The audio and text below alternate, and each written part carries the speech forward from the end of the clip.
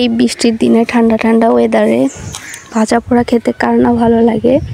আসসালামু আলাইকুম, welcome back to my channel. আমি তামান্না চলে আসলাম নতুন আরও একটা রেসিপি নিয়ে। আশা করছি বরাবরের মতো ভালো লাগবে। এই লোভনীয় বড়াটি আমি খুব সহজভাবে তৈরি করেছি, চলুন আপনাদের সাথে শেয়ার করি। এখানে আমি অরিগানো পাতা নিয়েছি কিছু। এখানে বিভিন্ন ধরনের শাক দিয়ে এই পাকোড়াটা তৈরি করা যাবে, পাকোড়া বা ডালের বড়া। তো আমি এখানে অরিগানো পাতা কুচি করে নিচ্ছি। এখানে কলমি শাক অথবা যে কোনো ধরনের শাকই দেওয়া যাবে। তো অরিগানো পাতাটা এটা একটা মশলা, আমি খুব সুন্দর ফ্লেভারের জন্য এটা ইউজ করেছি। এখানে আমি অনেকগুলো কাঁচামরিচ কুচি করে নিয়েছি, আর এগুলো একটু ঝাল হলে বেশি ভালো লাগে। আর এখন পেঁয়াজ কুচি করে নিচ্ছি।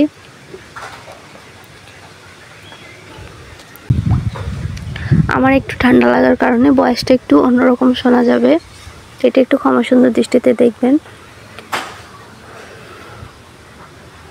তো পেঁয়াজগুলো আমি একটু ছোট ছোট করে কুচি করে নিচ্ছি।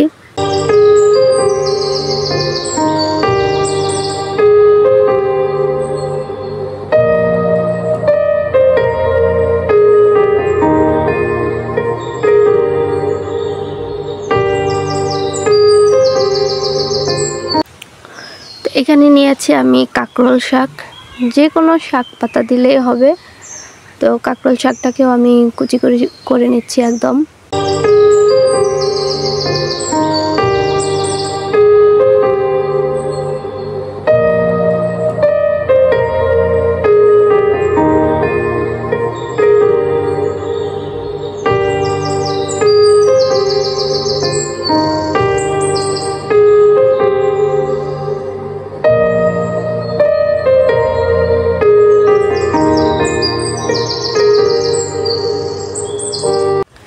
আর এখানে আমি আগে থেকেই মসুরের ডাল ভিজিয়ে রেখেছিলাম, তো সেই ডালগুলো এখন বেটে নিচ্ছি।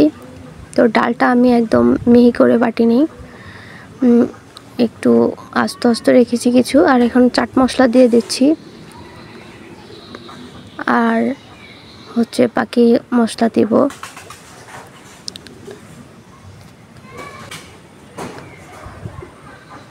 এখন আমি এখানে ধনিয়া জিরার গুঁড়া দিয়ে দিয়েছি।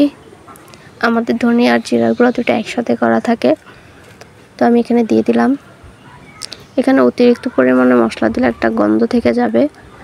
আর এখানে আমি হলুদের গুঁড়া দিয়ে দিলাম।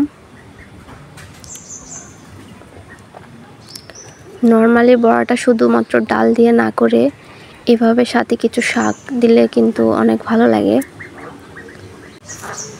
তো লবণ দিয়ে দিলাম আমি, আর এখন এগুলোকে আমি খুব ভালো করে মিক্স করে নিব হাত দিয়ে।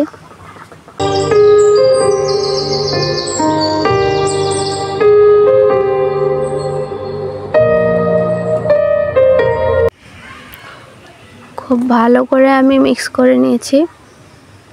এখন একটু আটা দিব, তো একটু আটা দিয়ে দিলাম। এখানে ময়দাও দেওয়া যাবে।